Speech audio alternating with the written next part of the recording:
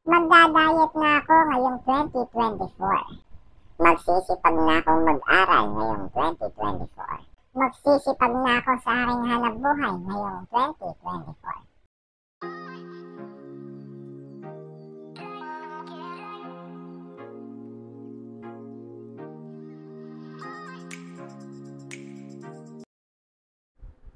Hi guys! Welcome back to another YouTube video. It's me once again, your Coach AJ Palmos. At kung bago ka sa aking YouTube channel, i-click mo lang ang subscribe button, bell notification para like kang updated sa mga future videos natin.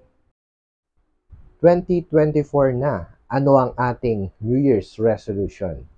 Baka narinig mo na naman itong mga katagang ito sa sarili mo or sa mga taong kakilala mo.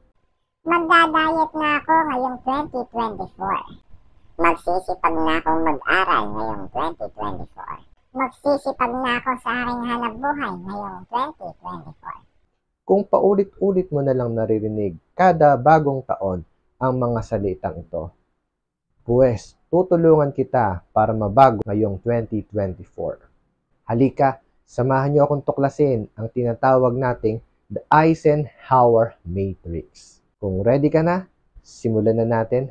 Tara!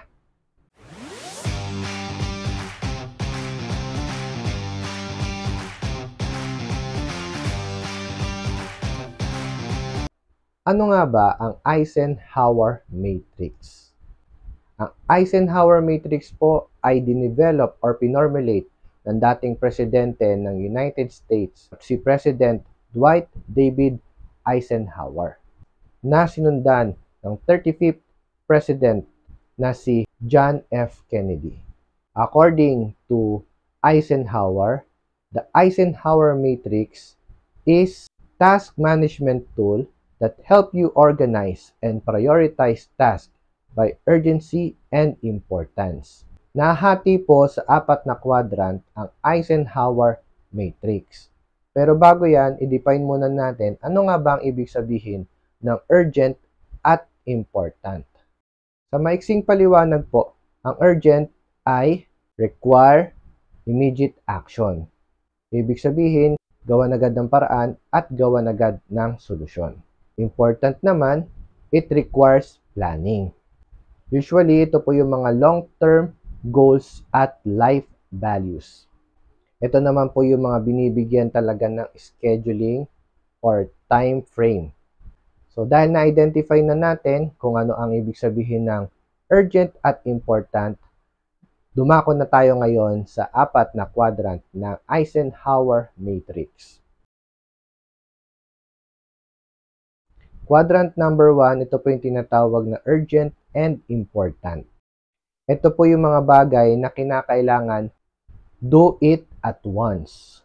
Ang example po nito ay mga deadlines, projects, mga reports na kailangan po i-submit immediately.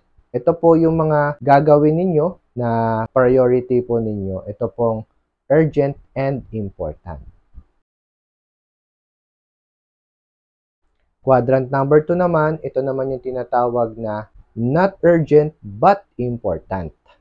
Katulad po na nasabi natin kanina, it requires planning, it requires scheduling, and time management. Kasama na po rito yung mga educational plan, yung ating pagpapatayo ng bahay, ng mga negosyo, ano yung mga plano natin sa career, kung meron tayong gusto mga career growths. Dito po pumapasok sa not urgent but important. Quadrant number 3 naman po, ito po yung tinatawag nating urgent but not important. Ito po yung mga bagay na kinakailangan na nating i-delegate. Yes, this is urgent, but it's not important. Example po nito sa negosyo po namin is delegating task para po mapa-minimize namin yung trabaho namin. Like for example, deliveries po. Yes, importante na may orders po sa amin, but yung delivery side po, instead na kami po ang gagawa, i-delegate po namin yan sa mga riders, sa LBC, JRS, JNT, ng mga couriers para sila na po ang gagawa ng task for our delivery. So that's an example of urgent but not important. Quadrant number 4, ito man po yung tinatawag nating not urgent and not important. Usually, ito po yung mga bagay na excess na ginagawa natin araw-araw. Example po nito is too much social media, panonood ng mga TikTok, mga series, dramas, lalong-lalo na kasama po dyan ang mga games. Ito po ay not urgent and not important. Pwede na po natin itong i-delete sa ating oras. By doing these 4 quadrants ng Eisen matrix, ma-identify na natin ngayon alin ba yung mga bagay na importante sa atin, alin ba yung mga bagay na pwede nating i-schedule, alin ba yung mga bagay na pwede nating i-delegate, at alin yung mga bagay na pwede nating i-delete sa ating regular schedule. Tayo pong lahat, meron po tayong tinatawag na 24 hours a day. Mayaman o mahirap, pare-parehas po tayong merong 24 hours a day. According to Dr. Jose Rizal, nahati po sa 3 ang 24 hours natin. So, 8 hours of work, 8 hours of sleep, at 8 hours of recreation. 8 hours of work kasi kailangan po natin yan. 8 hours of sleep kasi kailangan po natin yan. 8 hours of recreation, dito na po natin gagawin ang lahat ng mga bagay na ginagawa natin araw-araw. Kasama na po rito yung pagkain natin, paliligo natin, pagso-social media natin, pagbiyahe natin, etc. etc.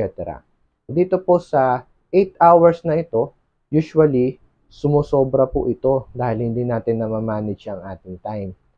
Ang nako-compromise natin ngayon is yung ating sleep or rest. Dahil mas madalas po sa atin, aminin man natin or hindi, inaabot po tayo ng more than 8 hours sa trabaho para po tayo kumita. At ang nako-compromise yung ating oras ng pahinga. Kung mamamanage natin yung ating 8-8-8, 8 hours of sleep, 8 hours of work, 8 hours of recreation, makikita natin meron pala talaga tayong sapat na oras araw-araw. Para maging productive tayo araw-araw, ito po ang gagawin natin. 8 hours of sleep kasi kailangan natin para manatili tayong healthy. 8 hours of work para balanse ang ating trabaho. 8 hours of recreation, hahatiin po natin yan. Yung lahat po ng mga bagay na ginagawa natin, kailangan po natin yan orasan. At kung kukumpitin po ninyo, pwede ho tayong mag-consume ng 5 hours para sa recreation na ginagawa natin everyday. So matotal, may matitira po tayong 3 hours para po may lagay natin sa mga bagay na very important po sa atin. Like for example, tayo po ay empleyado. 8 hours po ang iyong trabaho everyday.